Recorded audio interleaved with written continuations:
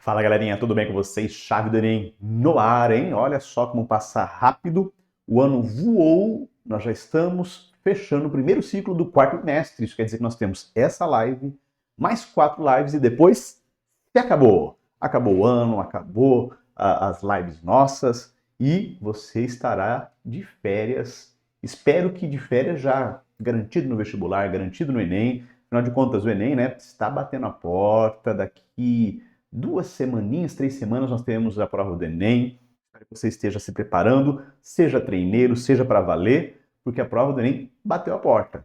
E também os vestibulares, seja valendo já ou para treineiro. Muito bem, então essa é a noite de humanas. Já pegou seu material? Lembrando que nós fazemos e preparamos nossas aulas baseados na sua apostila da CPB. Pegou água? Pegou pipoca? Então senta aí, porque está no ar Chave do Enem de Humanas. Eu vou chamar a vinheta, mas depois eu volto para dar aula de Geografia. Então não sai daí, rodou a vinheta.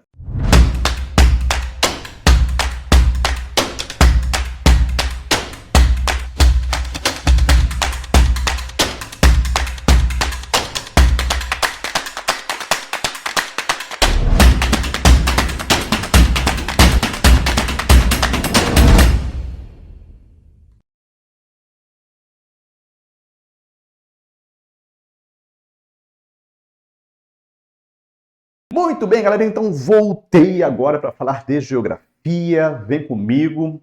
Olha, você com certeza já deu uma olhadinha lá no seu material e você viu que nós temos 3 módulos esse bimestre. O primeiro módulo que nós vamos trabalhar na aula de hoje, que é questões socioambientais. Segundo módulo, demografia, teorias demográficas, transição demográfica, né, algumas análises de dados, muito importantes esse tipo de análise e de conteúdo. Vamos ver no próximo Chave do Enem. E o último falando sobre migração, que também vamos ver no último Chave do Enem. Mas para hoje, então, nós vamos para questões socioambientais, quase fechando o conteúdo do primeiro ano do médio. Muito bem, então começando sobre desmatamento, desflorestamento. Bom, nós moramos no Brasil e temos sempre ali na mídia a informação sobre desmatamento. Afinal de contas, nós estamos numa região intertropical, e nós temos a maior floresta equatorial do mundo, que é a floresta amazônica. Portanto, faz parte, sim, do nosso dia a dia ouvir falar sobre floresta, sobre desmatamento, preocupação, preservação. Afinal de contas, ao longo da história da humanidade, a devastação das florestas aconteceu. Você pega o Império Romano ali na Europa, os caras já estavam abrindo grandes áreas para o avanço da agricultura, das atividades econômicas. Por que hoje então se discute tanto? Primeiro que nós temos hoje conhecimento científico sobre a importância da vegetação, sobre o equilíbrio ambiental e quanto isso impacta, por exemplo, nas nossas atividades cotidianas. Seja o cidadão no seu dia a dia, questão da chuva, tempestades, ou o agricultor que precisa do solo preservado, precisa do ciclo da água funcionando ali, né, dentro daquilo que é regular, que se mude, mas não com uma alteração muito grande. E hoje então nós temos muito mais consciência. E sobraram quais florestas? As tropicais e equatoriais, que hoje sofrem pressão.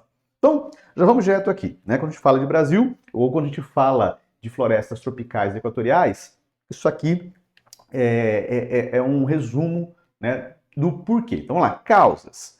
O avanço da agropecuária, você vai estudar um pouco melhor isso lá no terceirão, a fronteira agrícola do Brasil, né? Usando o Brasil como exemplo. Toda vez que a fronteira agrícola começa a pressionar, ela começa a avançar, ela vai avançar sobre as áreas de florestas.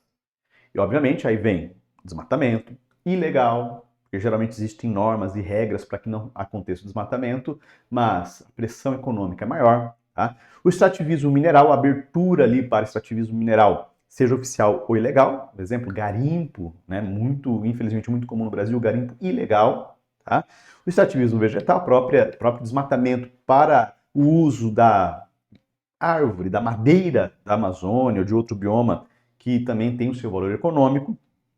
A urbanização não é o principal motivo, mas quando a cidade chega, acaba desmatando ao seu redor, porque a atividade de agropecuária vem junto também. E, obviamente, as queimadas, intencionais ou não intencionais. Tá? Então, quais são as consequências? A perda da biodiversidade local, vegetal e animal, desequilíbrio que isso causa, né? O desequilíbrio climático, local e global. Global tem, circulação atmosférica existe, né? Gente, a chuva da Amazônia, a umidade da Amazônia é distribuída na América do Sul, tá? A gente vai falar um pouquinho daqui a pouco sobre isso também. O descontrole de ciclos hidrológicos, isso aqui é interessante, né?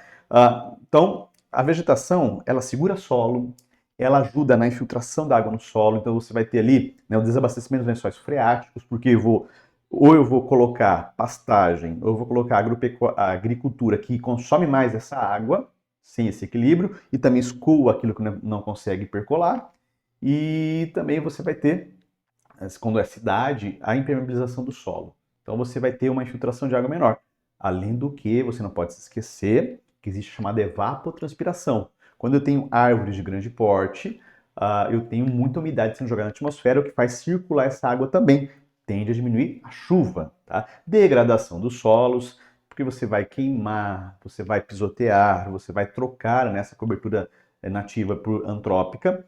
Impactos sociais, da migração por trabalho, desapropriação, os conflitos rurais acontecem geralmente nessa área, né? E os impactos das comunidades locais. Tá? Quando eu falo aqui, olha, impacto nas atividades de extração, vegetal, caça e pesca, eu não estou falando em grande escala, não é comercial, mas sim das comunidades locais, aquelas comunidades que sobrevivem disso, que vivem disso e que já estão estabelecidas nessas regiões e acabam sofrendo essa pressão, né? Como vai perdendo a biodiversidade, elas acabam também perdendo ali seu ganha-pão, ok? Bom, já que eu disse de evapotranspiração, nós temos que lembrar, por exemplo, que na Amazônia brasileira nós temos a formação de uma grande massa de ar quente e úmida, que é a massa equatorial continental. Lembrando ali, isso aqui é aula, nós já vimos em massas de ar, mas agora a gente vai falar sobre os rios voadores, isso pode parecer em vestibular. O Atlântico Norte evapora, os ventos trazem essa umidade para a Amazônia, chove, precipita. Os rios transportam. E a floresta, imagine bilhões de árvores evaporando em média 1.000 litros de água por dia. Joga muita umidade no ar. Então forma-se ali uma outra massa de ar muito densa. Os ventos sopram, jogam para a América do Sul, bate nos Andes e volta. E vai trazer chuva para o centro-oeste, sudeste e sul do Brasil. Então, por exemplo, se eu avanço o desmatamento na floresta amazônica, diminui o rio voador. Diminuindo o rio voador, diminui a chuva que irriga o agronegócio brasileiro. E se isso acontece, você tem quebra de safras, você tem diminuição da produção agrícola, gera prejuízo para quem é do agro e para todos nós, porque somos consumidores de alimentos. Então, a questão da própria preservação da floresta diz respeito a uma questão de preservação econômica e social. Por isso, né, questões socioambientais, que é o título da apostila. Então, outro impacto, solos. Nós podemos ter o impacto do solo pelo desmatamento ou pela ocupação irregular. Tá? Desmatamento e ocupação irregular vai trazer problemas de solo. Quais são eles? Então, erosão. Erosão é quando o solo está exposto, desmatou, ou há uma ocupação irregular daquela região, o solo ele vai sendo desagregado. E o que é isso? Ele vai perdendo a coesão. O solo tem as camadas, a água agora circula livremente, né? Também pode ser o vento em alguns lugares, mas a água vai circular livremente e vai, aos poucos, desestruturando a camada do solo. O solo fica friável. Com o tempo, esse solo friável ele começa a ser removido, ser levado embora. A remoção e o transporte. E vai depositar em outro lugar. Então você vai ter solo que era de um lugar indo para o outro. Naturalmente existe isso. Sim, professor, né? Sim, querido aluno, não é verdade, né? Eu que falei. Existe naturalmente, só que naturalmente é um processo lento, né? Aquela erosão laminar lenta. É que quando nós mudamos a cobertura do solo, nós intensificamos isso. Inclusive, por isso que quando vai falar de agricultura, o plantio direto é uma solução, porque você não permite a desagregação de solo. E lembrando que o solo para o agricultor, né, é um bem precioso. Tá? E também nas cidades. E nas cidades a gente pode ter movimento de solo. Né? É muito comum, infelizmente, no Brasil, chegar no final do ano, época de chuva, e você vê nas áreas de encosta foram ocupadas, tirou vegetação, construiu casas, construiu resorts, hotéis. Porque lembrando que temos tanto as áreas de favela quanto áreas também nobres ocupadas em encostas que, inclusive, por lei não pode no Brasil, mas né, é uma outra aula para falar sobre isso. E aí você tem o solo desestabilizado, fragilizado, chuva intensa, movimento em massa. Aí você vai ter ali aquele deslizamento, né, que infelizmente acaba ceifando vida de centenas de pessoas todos os anos em função dessa ocupação irregular e a erosão rápida do solo. Tá? Outro problema ligado ao solo, tá aqui, ó, é a compactação de solo. Então, quando a gente desmata, implanta ali geralmente pastagem.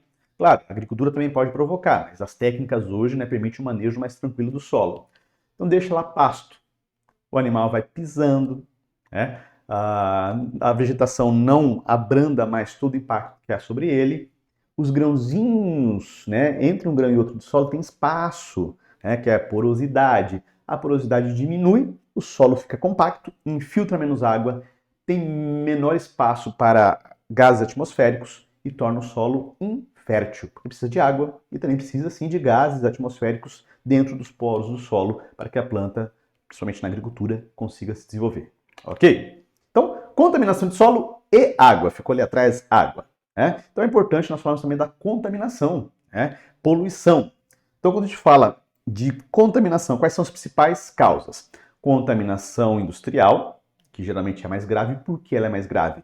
Porque trabalha com muito produto químico. Né? Então a gente tem produtos químicos líquidos e sólidos no solo e na água. E aí essa poluição ela vai sendo ampliada, né? Porque você não tem o controle. Imagine o rio, ele pode transportar por quilômetros a poluição, altera a característica bioquímica da água, causa mortandade da fauna e da flora, causa impactos grandes. Inclusive, pode até provocar impacto direto ao ser humano. Se é um manancial de abastecimento, você já deve ter visto placas, né? Cuidado, manancial de abastecimento.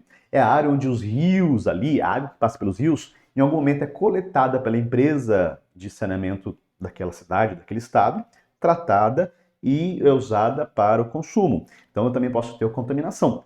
E o pior de tudo é quando se trata de resíduos tóxicos de metais pesados, que vai acumulando, né? E limpar isso é muito difícil. Tá? Desmatamento também, então o solo fica maior, com maior fragilidade, mais frágil, contamina mais fácil e também, não colocou ali, mas esse solo frágil é levado para o rio e assoreia o rio.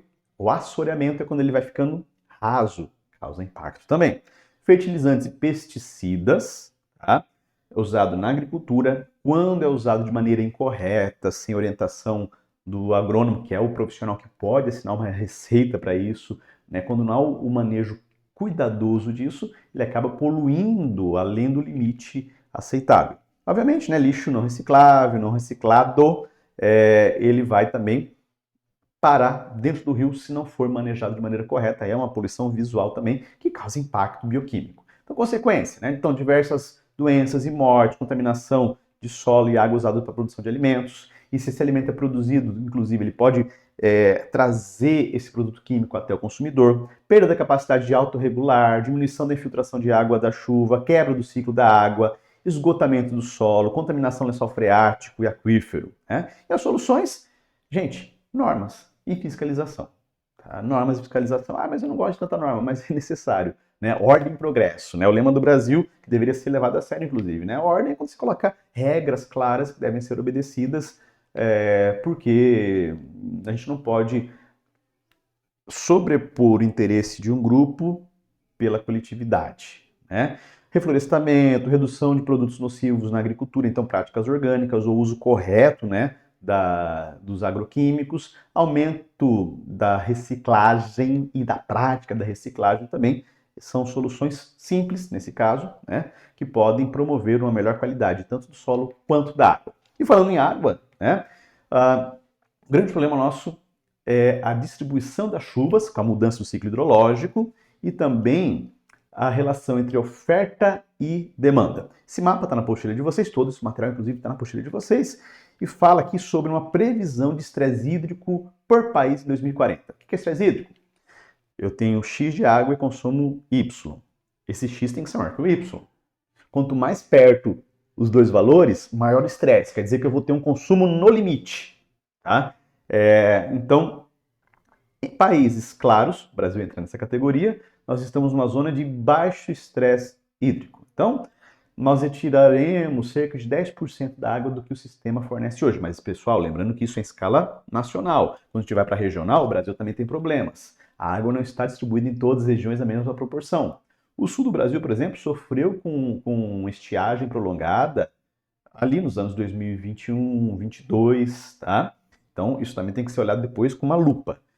Lugares mais escuros, como Estados Unidos, né? Desculpa, Estados Unidos fica lá no alto, de 40% a 80% a pressão. Né? Ele explora ali entre 40% e 80% dos recursos hídricos. E o mais escuro ainda, se você pegar ali o norte da África, a Península Ibérica, o Oriente Médio, fica bem claro, fica bem marcado isso, ali são áreas mais secas ou áreas muito populosas. Isso faz então que essa relação também seja ali no limite, esteja ali sempre dentro do limite, ok? Outro ponto importante, a gente falou de poluição, olha um negócio que aparece agora triste na nossa história. Bom, os oceanos nós temos a circulação das águas, e aí nós temos os chamados giros. Né? Giros é onde a água, a soma ali das correntes marítimas, faz com que a água, naquela região, dentro do círculo, ela fique meio que parada, estagnada, porque é uma circulação. Tá? Totalmente estagnada, gente. É só título de comparação. E como, ao longo do tempo, nós aumentamos o consumo de plástico, lembrando, plástico, gente, é coisa do século XX, coisa recente. Tá? Mas mesmo assim, nós já temos muito plástico que foi produzido e não foi reciclado. E parte disso vai para onde? Nos oceanos.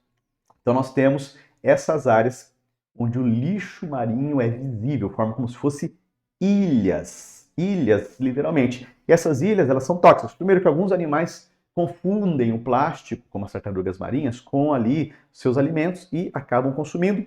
O plástico fica preso no seu trato digestório e o animal acaba morrendo, tá? Morre de anemia, morre de fome, porque não sai, ele não sente fome, ele vai morrer. Cara, isso é triste, né? É terrível.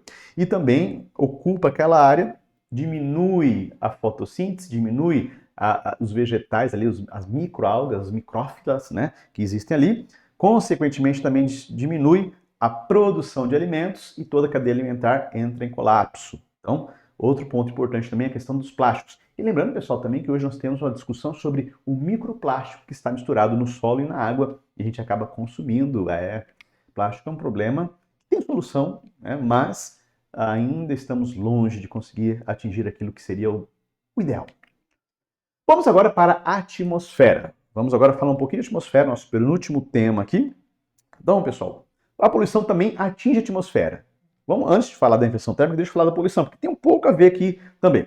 Poluição é quando eu jogo na atmosfera gases em proporções, ou em tipos, ou em proporções que não são naturais. Tem gás poluente natural? Sim, vulcões, decomposição, né? Então existe sim. A questão é que nós, nas nossas atividades antrópicas, nós acabamos queimando mais combustível fóssil. Nós acabamos jogando mais produtos químicos na atmosfera, seja na indústria, seja na agricultura. Então nós vamos sobrecarregando e esses gases, eles podem ser nocivos para todos os seres vivos. Muitos são nocivos.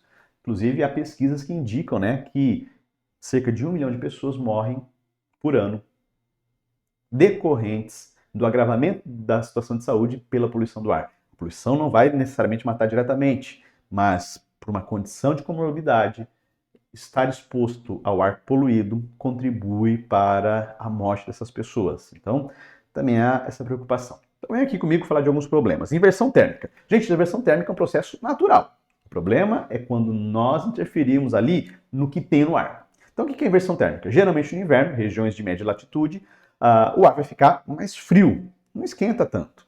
Portanto, não vai ter o que?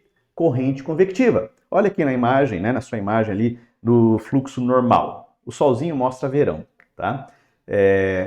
Quando está no verão, ou quando está no período quente, a superfície vai aquecer, vai irradiar, o ar quente ele vai acender, e tudo que está aqui perto da atmosfera, todos os gases e os elementos de poluição vão se dissipar. Então eu vou meio que espalhar a poluição e não vou concentrar.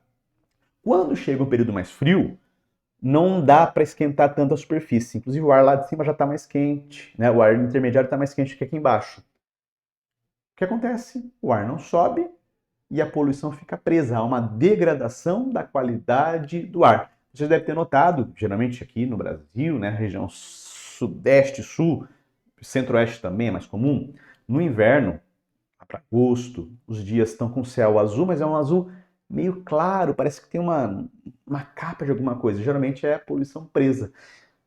Cidades grandes como São Paulo, né, onde eu costumo visitar sempre ali, olhando no horizonte você vê a camada de poluição presa nos dias mais frios. Então, isso é inversão térmica, o que agrava, né, a questão de saúde para quem mora nessas regiões. Ilhas de calor. Né? Ilhas de calor. A superfície da Terra absorve e libera calor de maneira diferente. Cada material tem um calor específico distinto. Então, se você pega concreto, se você pega asfalto, são dois materiais que eles retêm calor e irradiam esse calor, né, muito fortemente, aquecendo o ar na superfície. Vegetação, né, terra exposta, terra depende da cor também, ela aquece mais lentamente e libera lentamente. Então, ilha de calor é um problema urbano. Quando a cidade cresce, você vai ter mais concreto, mais asfalto, mais vidro, e você vai ter, então, absorção e retenção do calor na atmosfera ali. Vai aquecer e vai irradiar. Conforme você se afasta da área urbana, e aí você pode ter, sim, uma cidade com um centro muito construído, e conforme você se afasta, mais parques, mais áreas não loteadas, a temperatura vai caindo, por isso que é ilha de calor. Na hora que você chega na zona rural, a temperatura está bem mais baixa. Esse exemplo aqui eu gosto, eu sempre usei ele, né, e a apostila também traz, uma pesquisa que foi feita, pessoal, isso aqui em 1999, lá em São Paulo. E eles mapearam a temperatura, isso aqui é o município de São Paulo, a temperatura do município de São Paulo, da superfície, no mesmo horário, no mesmo dia. Tá? E compararam com o que tem. Se você olhar o sul de São Paulo ali, no de lá, o sul de São Paulo está verde, é área rural. O centro ali, ó, naquela parte de cima ali, você vai ter a área mais urbanizada. Quando a gente compara a temperatura, olha que interessante, zona rural, temperatura menor. A área central da cidade, mais quente. Nesse dia, inclusive, a temperatura variou. Na zona rural, estava 24 graus e no centro, 32 graus no mesmo horário. 8 graus de diferença só pela diferença de cobertura do solo, mostrando que é uma ilha de calor. Chuva ácida, aqui, chuva ácida. Então, alguns desses poluentes, principalmente os óxidos de enxofre e nitrogênio, quando são liberados, gente, principalmente queima de combustível fóssil. Diesel tem muito enxofre, tá? Carvão também tem, petróleo também tem, em menor quantidade. Mas quando eu tenho uma região que tem muita queima de combustível, esses gases eles vão entrar em contato com a nuvem. Olha lá, óxido, né? Um óxido ali de enxofre, né? SO2 entra em contato, há uma reação entre oxigênio, água, gerando ali um ácido. Então você pode ter ácido sulfúrico, sulfídrico, nítrico e nitroso, tá? Precipitando. Qual que é o grande problema? Óbvio, é muito raro você ter uma chuva ácida extremamente forte. Só quando há um desastre, houve um reservatório de combustível que queimou milhões de litros, aí você pode ter uma chuva ácida bem mais forte. Mas, via de regra, as chuvas elas vêm acidificadas. E com o tempo elas vão tornando o solo ácido, acidificando a água dos lagos e rios, corroendo as casas, os carros, as obras de arte. E para nós, seres humanos, né, pode provocar ali problemas de pele, tá? Problemas de pele, dermatite, por aí vai. Então, solução, diminuir a emissão de óxidos de enxofre e nitrogênio na queima de combustíveis. O exemplo disso é o Brasil, que está substituindo ali, né, o diesel tradicional, que tinha muito enxofre, por um diesel com baixa concentração de enxofre.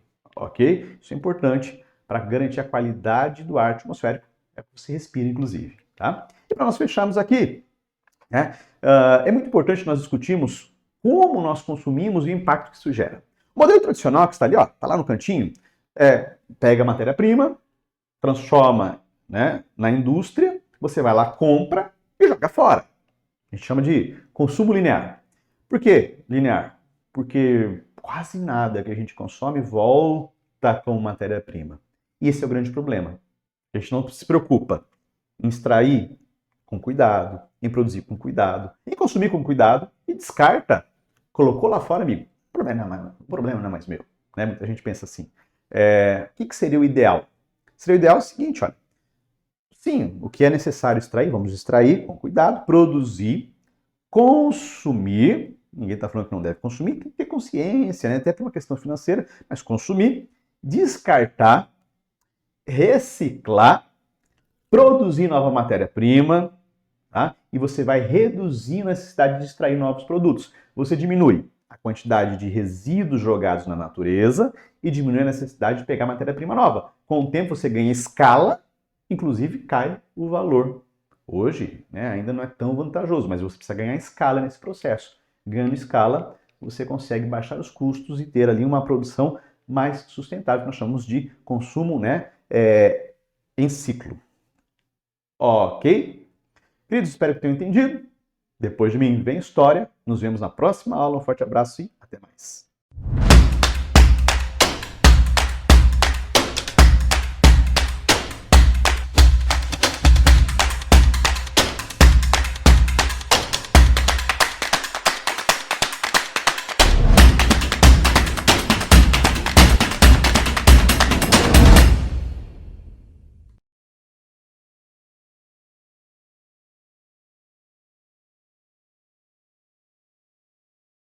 E aí, galerinha do Chave do Enem, beleza? Quem tá falando aqui é o professor Yuri e vamos para mais uma aula aí do primeiro ano de História, né? Ali a parte da transição da Idade Média para a Idade Moderna.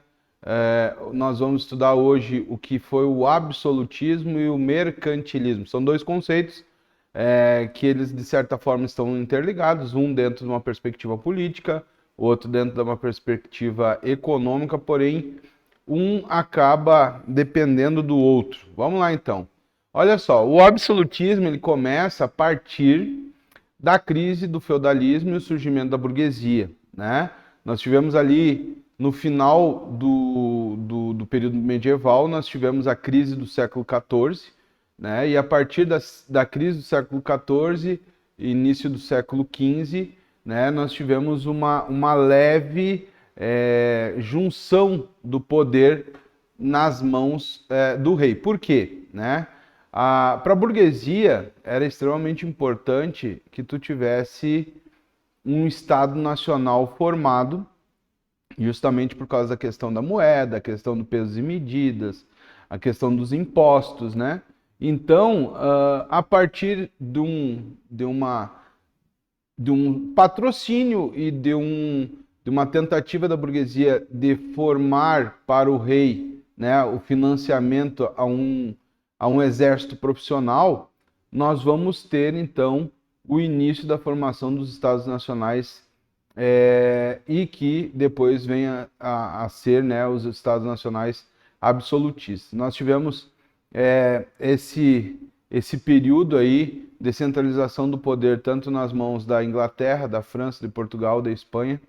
Portugal, né, com a dinastia de Avis, né, Espanha com o casamento dos reis católicos, na Inglaterra com a chegada dos Tudors ao poder depois, né, de um litígio entre as duas principais famílias, os Lancasters e os Yorks, na Guerra das Duas Rosas, aí nenhum deles ficou no poder, quem chega vai ser a família Tudor com o Henrique VIII e a Elizabeth, né, que vão conseguir centralizar o poder nas suas mãos. E também a França, né, a dinastia ali, nós chamamos, né, a sequência dos Luís, né, Luís XIII, Luís XIV, Luís XV e Luís XVI, que foi o que recebeu, né, a Revolução Francesa. Que recebeu, né, que aconteceu a Revolução Francesa. Até parece que ele recebeu de presente, né, na verdade não foi um presente nem um pouco para ele, né. Então, nós vamos ter, então, uma centralização do poder nas mãos do rei, tá? O objetivo era garantir a unidade política, a estabilidade e a expansão econômica. Expansão essa que vai se dar a partir do mercantilismo.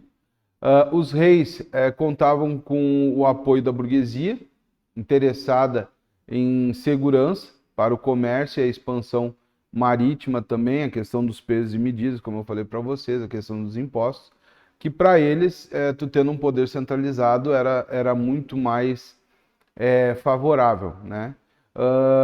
Então, os burgueses eles vão ajudar o rei na formação de um exército nacional que pudesse fazer, né, a sua vontade e centralizar o poder nas suas mãos, sendo que antes, né, o poder ele era um poder descentralizado, porque o poder estava nas mãos dos senhores feudais. Então, o que é o absolutismo dentro de um conceito? É o sistema político no qual o rei concentra todos os poderes, tanto executivo, legislativo e judiciário, nas suas mãos, né? Por exemplo, o iluminismo, que vai ser um movimento que nós vamos estudar no segundo ano, é um movimento que vai contra o antigo regime. O que era o antigo regime? era o absolutismo e o mercantilismo. Então, uma das características desse movimento foi a separação dos três poderes. No caso do absolutismo, esses três poderes que todo mundo conhece, o executivo, o legislativo e o judiciário, estavam concentrados na mão do rei, ou seja, a sua vontade ela era soberana. Então, características principais. O poder era centralizado no monarca, a ideologia do direito divino dos reis, né? Nós vamos ter Bossuet, que, né, vai dizer o seguinte, olha, o rei, ele só é rei porque ele foi empossado rei pelo Deus Todo-Poderoso, né? Então, se tu tá indo contra o rei, logo tu tá indo contra a vontade desse Deus, né? Então, tu está infringindo tanto uma questão do poder, né? Do poder secular, quanto também do poder espiritual, né? Nós vamos ter também Thomas Hobbes, né? Que vai falar sobre o contrato social, né? Que a questão aquela lá do homem é o lobo do próprio homem, então que o homem deixado numa forma natural, ele é de certa forma um tanto perigoso para ele mesmo, então tu tem que fazer um contrato social, ou seja, tu tem que abrir mão de certos direitos para que alguém possa gerenciar essas liberdades, né? E essa pessoa seria o rei. Então, tu não teria todas as liberdades asseguradas, justamente porque tu vai, de certa forma, doar para o rei essas liberdades e ele vai gerenciar as coisas. E também tu vai ter o Maquiavel, né? Um dos principais nomes do absolutismo, né? Quando ele vai escrever o livro Príncipe. Na verdade, assim, para mim o Maquiavel ele era um cara extremamente realista e prático, né? Ele chega e no livro Príncipe ele demonstra o que funciona, né? Então, por exemplo, os fins justificam os meios, é melhor ser temido do que amado, é melhor investir no exército para que tu tenha um poder muito forte dentro dessa perspectiva militar, né? E então esses caras vão ser os teóricos do absolutismo, né? Pessoas extremamente importantes para que a gente possa entender este conceito.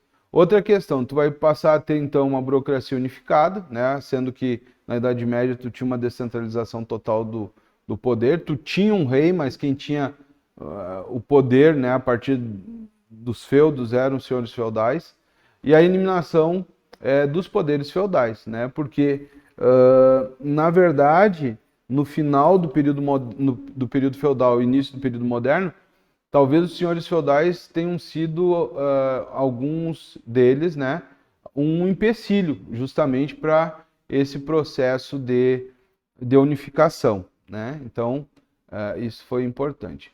Monarcas absolutistas, né? Nós vamos ter o grande nome, né?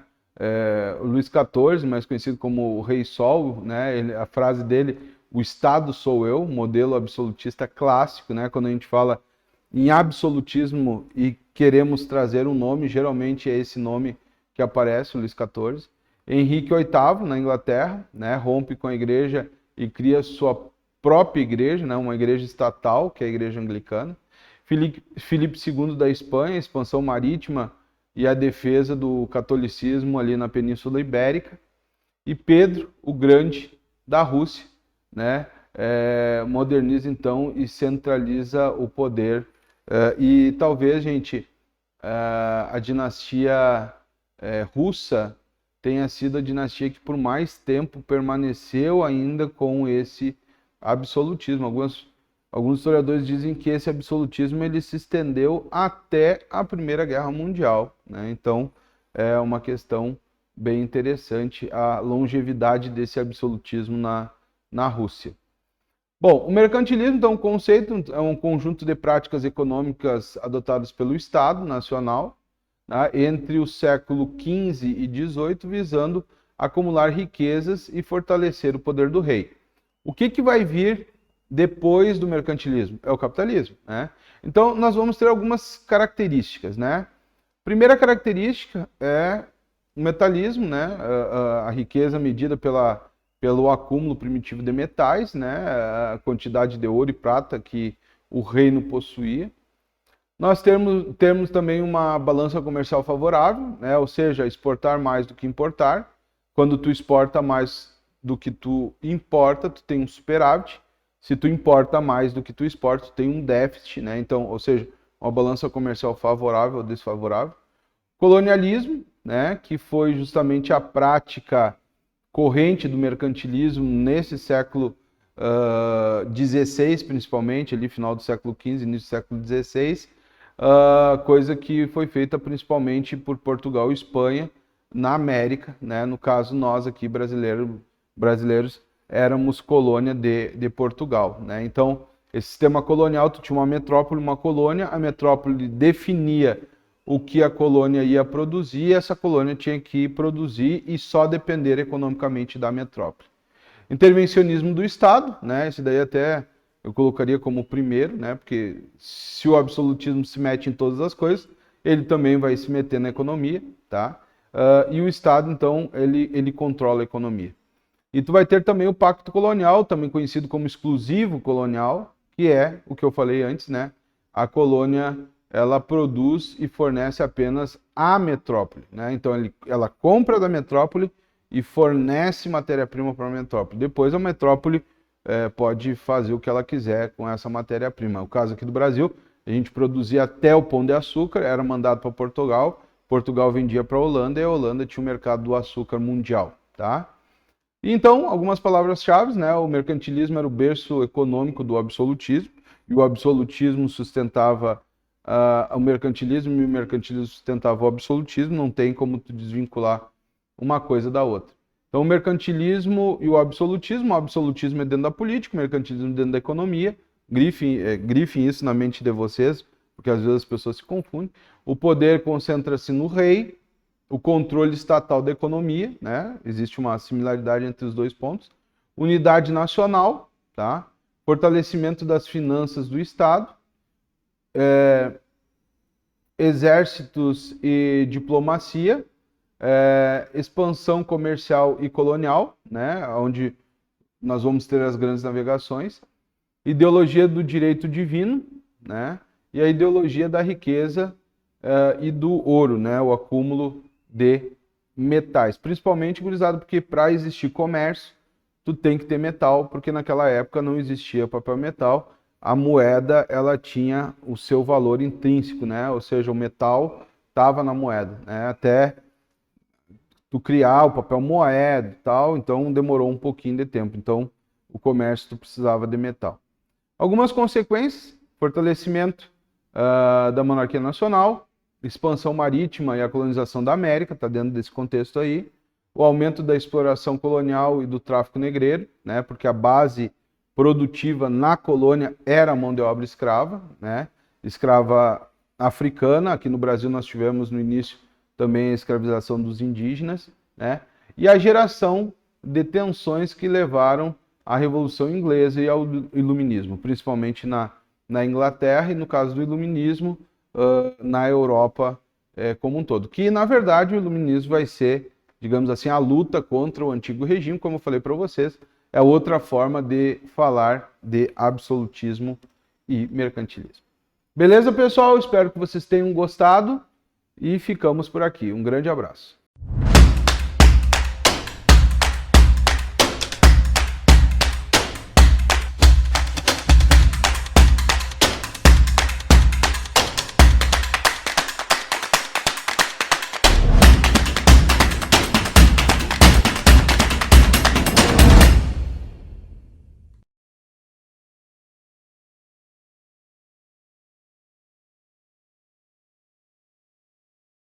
Maravilha, maravilha. Então tivemos geografia, tivemos história. Vamos para a correção do simulado da semana passada de natureza. Mandaram bem? Já saiu o resultado, né? Sempre fecha às 19 horas, você já pode ver seu resultado. Espero que você tenha acertado bastante, mas se não acertou, ficou com dúvida?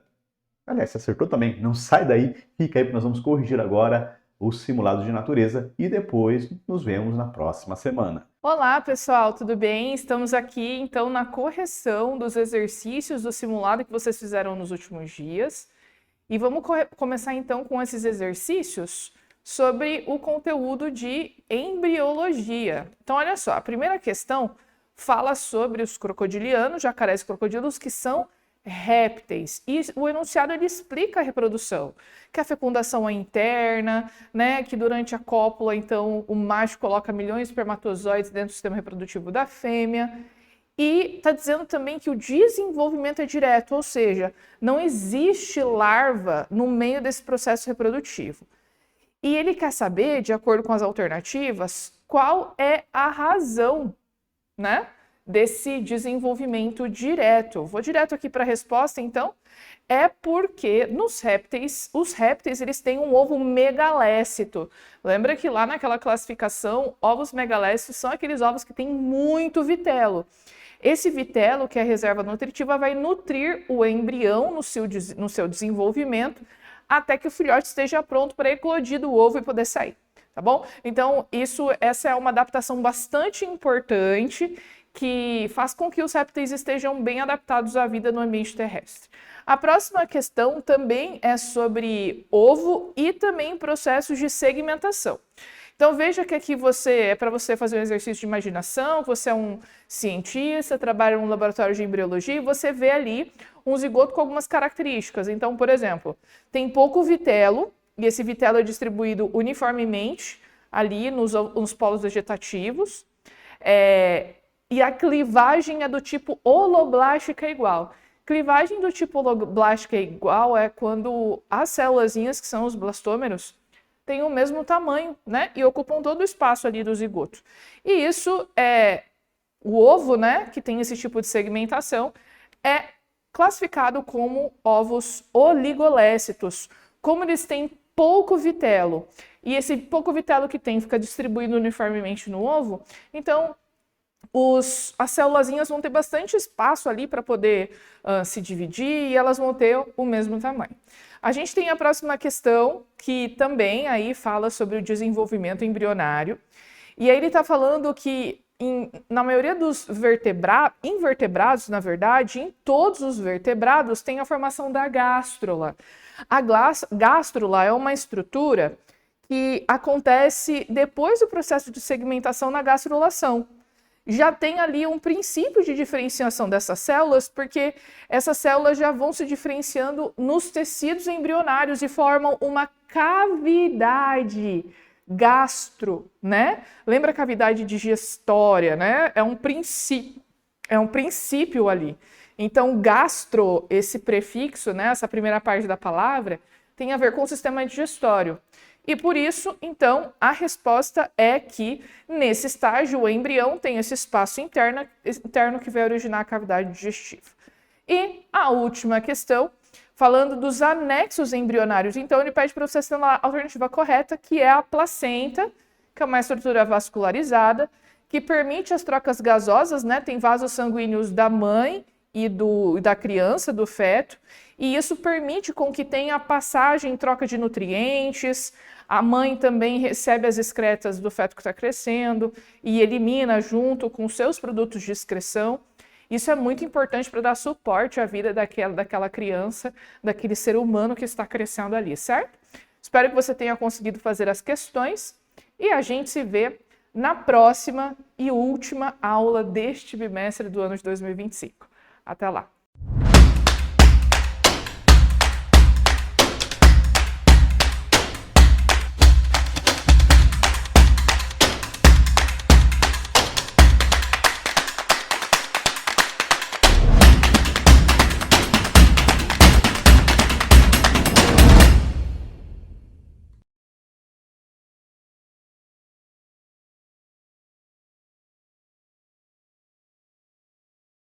Você já fez os seus exercícios, agora comigo, vamos corrigi-los, vamos ver quais são as alternativas corretas ou qual é a correta e o porquê aquela não é a correta, aquela que está errada. Vamos lá? Vamos corrigir os exercícios de leis de Kepler. O primeiro exercício é do Enem, que diz assim, ó, a característica que permite identificar um planeta no céu é o seu movimento relativo às estrelas fixas. Se observarmos a posição de um planeta por vários dias, verificaremos que a sua posição em relação às estrelas fixas se movimentam regularmente. A figura destaca o movimento de Marte observado em intervalos de 10 dias. Vocês estão vendo o movimento retrógrado de Marte em 10 dias? Então, a cada dia eles vão colocando um ponto e ele ficou este movimento no céu. Mas qual é a causa da forma da trajetória do planeta Marte registrado na figura? A pergunta é a seguinte, ó. Letra A. A maior velocidade orbital da Terra faz com que, em certas épocas, ela ultrapasse Marte. Como assim? A velocidade orbital, ela depende da raiz, da constante gravitacional, da massa do Sol e de R. O que é R? A distância do planeta ao Sol. Quanto mais perto estiver o planeta do Sol, menor vai ser o raio. Então, maior vai ser a velocidade. Ou seja, quanto mais perto do Sol, maior a velocidade que orbita esse planeta em torno do Sol. E na letra A ele diz assim, ó, a maior velocidade orbital da Terra faz com que em certas épocas de ano ela ultrapasse Marte. Será que a velocidade da Terra é maior do que Marte? Sim, porque ela está mais próxima do Sol. Então, ó, nem precisou ler as demais. A alternativa é a letra A. E eu trouxe aqui para vocês a imagem de por que existe um movimento retrógrado de Marte no céu. Olha lá, nós temos Marte e nós temos a Terra. A Terra está mais próxima do Sol, sua velocidade ela é maior. E vista aí em 6 pontos, em 6 dias diferentes, vocês conseguem ver o porquê que há esse movimento retrógrado de Marte no céu. Então, a alternativa correta ficou a letra A, beleza? Vamos para a segunda questão.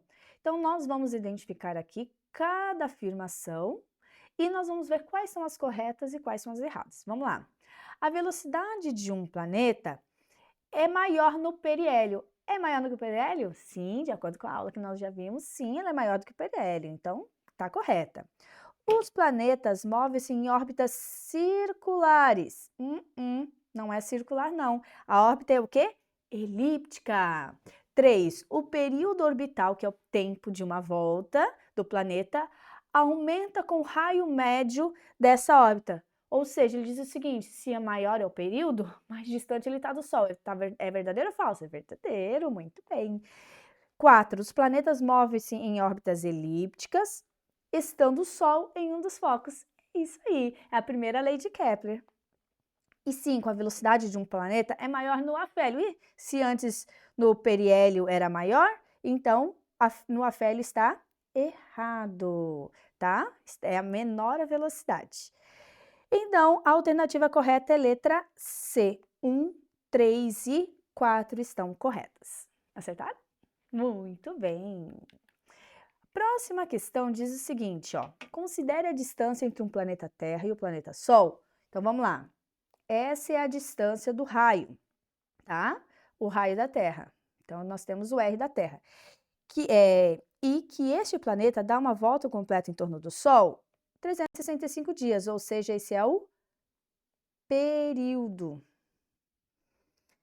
Mercúrio dá uma volta completa em torno do Sol em 88 dias.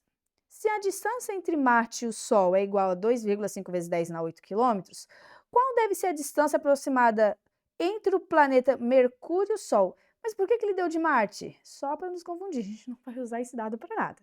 O que nós vamos falar? A terceira lei de Kepler diz o seguinte, que o período ao quadrado dividido pelo raio ao cubo dá um valor constante. Então, um planeta tem as mesmas características do outro planeta, eles têm a mesma constante. Então, a gente pode dizer o seguinte, que o período ao quadrado e o raio ao cubo da Terra vai ser igual ao período ao quadrado com o raio ao cubo de Mercúrio.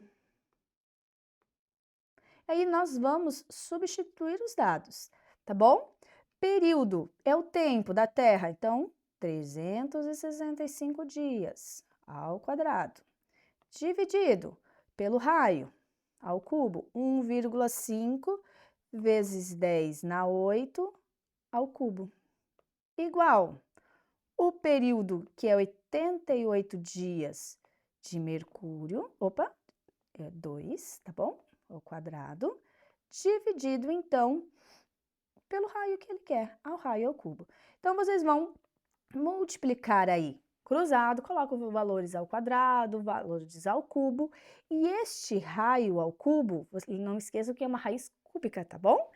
Ele vai dar o valor de 5,8 vezes 10 na 7 quilômetros, que é a alternativa letra D. Tá bom? Não esqueçam, o valor ao quadrado dividido pelo raio ao cubo, e ele quer saber o cubo, então no final você vai ter que tirar a raiz cúbica disso tudo, tá bom? Então, vocês conseguiram fazer? Dá um trabalho, mas é muito interessante ver que o comportamento do planeta Terra é muito parecido com o comportamento de Mercúrio, mesmo que eles estejam em períodos diferentes e raios diferentes. Queridos, até a próxima aula, tá? Próxima aula nós vamos aqui com mais novidades para vocês. Até!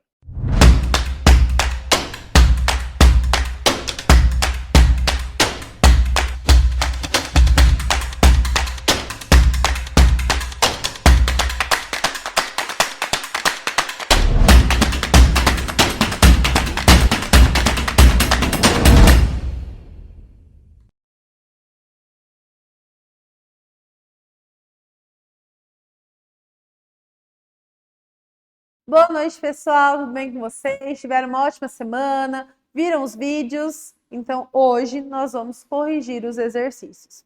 Bora lá. Então, a primeira questão traz essa tabela com o número de massa e abundância. Se eu tenho o número de massa, um elemento só, massas diferentes, que são os seus isótopos, né? Porque é mesmo número de prótons mais massa diferente. E a abundância, o exercício ele pede para você quantos átomos de magnésio, 25, né? Então ele pede para você, levando em consideração a constante de Avogadro e levando em consideração a quantidade de massa de magnésio, quantos átomos você vai ter do magnésio 25. Então, fazendo os seus cálculos, a gente chega que a resposta correta é 1,2 vezes 10 a 22, ok? Já no segundo exercício, ele fala que o leite em pó, né, comercializado em embalagens de 200 gramas do produto, apresenta uma seguinte informação no rótulo. E aí ele fala que 25 gramas desse leite em pó contém 228 miligramas de cálcio. Ele quer saber a quantidade de cálcio contida na massa total do leite em pó da embalagem, ou seja, daquelas 200 gramas ali, quantos mols que ele vai ter desse composto, né, do cálcio no caso. Fazendo o nosso cálculo, então, nós chegamos que é 4,6 vezes 10 a menos 2 mols, né? E o terceiro e último exercício vai falar, né, sobre uma reação muito utilizada pela polícia científica para determinação de vestígios de sangue ocultos em uma cena de crime. E aí você tem o composto molecular usado e você tem a fórmula molecular desse composto, você tem a massa molar dos elementos que formam esse composto. Então, levando em consideração a fórmula molecular e a massa de cada um desses elementos, você tinha que calcular a massa molar do luminol. E aí, calculando a massa molar do luminol, a gente chega, então, em 177,8, porque ele trabalhou ali com algumas casinhas após a vírgula, né? Ele não arredondou. Se você arredondou também, na hora de fazer o cálculo, não tem problema, só não esqueça, então, de lembrar que você fez essa aproximação, ok? Espero que vocês tenham acertado. Nos vemos, então, para a nossa última aula do ano. Até a próxima!